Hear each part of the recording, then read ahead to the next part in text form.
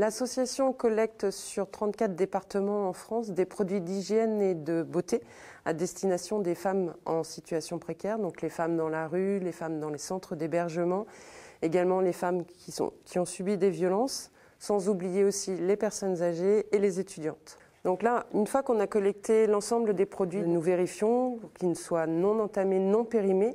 Nous reconstituons des trousses de toilettes complètes. Donc là, on va vraiment couvrir toute la partie hygiène. Et on va travailler aussi également l'estime de soi, parce que c'est très très important, parce que quand on est dans la rue, on devient complètement invisible.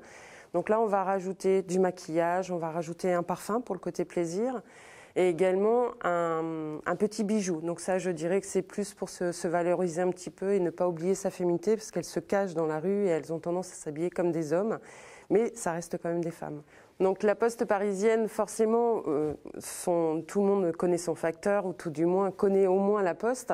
Donc là, ça va nous permettre de toucher également un public encore plus large, de pouvoir apporter la bonne parole un petit peu partout. Alors effectivement, notre établissement est déjà engagé dans la démarche RSE, mais c'est vrai que dans le RSE, on s'était beaucoup intéressé au E, c'est-à-dire au côté environnemental, avec l'équipement de LED dans tout l'établissement, etc.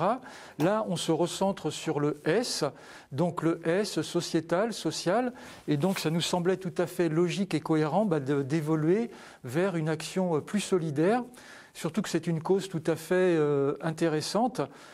Évidemment, dans l'absolu, on aimerait que cela n'arrive pas, que cela n'existe pas, mais pouvoir être associé à ce genre d'action, c'est pour Paris 14 et les postiers de Paris 14 une réelle fierté.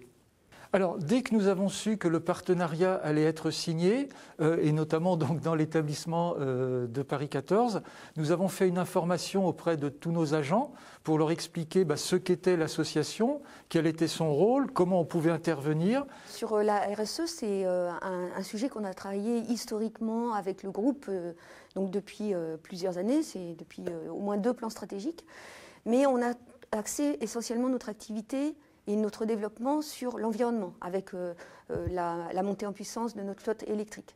Aujourd'hui, je pense qu'il faut qu'on passe à la vitesse supérieure, dans la mesure où nous représentons une partie importante de la population en France.